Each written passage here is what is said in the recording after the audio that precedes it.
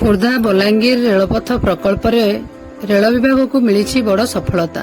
ସଫଳତାର ସହ 7 ନମ୍ବର ଟନେଲର ଉଭୟ ପଟକୁ ଫିଟିଲା ବାଟ, ଯାହାର ଦୂରତା ପ୍ରାୟତଃ 2 କିଲୋମିଟର ରହିଛି।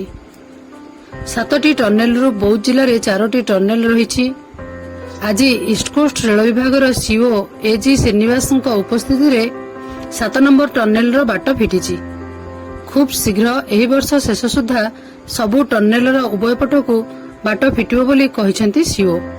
ସୂଚନା ଅନୁସାରେ ପୂର୍ବରୁ 2ଟି ଟନେଲର ଉଭୟ ପଟୁ ରାସ୍ତା ଫିଟିଛି, ଯାହାର ଦୂରତା ପ୍ରାୟତଃ 3 କିଲୋମିଟରରୁ ଉର୍ଦ୍ଧ୍ୱ ହେବ। ଅଳ୍ପ ଦିନ କେଇଟା ପୂର୍ବରୁ ବୌଦ୍ଧ ସର୍ସରାଠାରେ ଥିବା ରେଳ ଷ୍ଟେସନରେ ରେଳ ଇଞ୍ଜିନ ଟ୍ରାଏଲ ହୋଇସାରିଛି। ଶୁଣିବାକୁ ମିଳୁଛି ଅଳ୍ପ ଦିନ ପରେ ଔପଚାରିକ ଭାବରେ ସୋନପୁରଠାରୁ ବୌଦ୍ଧ ପର୍ଯ୍ୟନ୍ତ ରେଳ ଚଳାଚଳ କରିପାରେ। ବର୍ଷର ଶେଷ ସୁଦ୍ଧା ଟନେଲ କାମ ସରିଗଲେ ଖୁବ୍ ଶୀଘ୍ର ଖୋର୍ଦ୍ଧା ବଲାଙ୍ଗୀର ରେଳ ରାସ୍ତାରେ ଦୌଡ଼ିବ ରେଳ। ପଶ୍ଚିମ ଓଡ଼ିଶାରୁ ଉପକୂଳ ଓଡ଼ିଶା ସହିତ ହୋଇଯିବ ସଂଯୋଗ।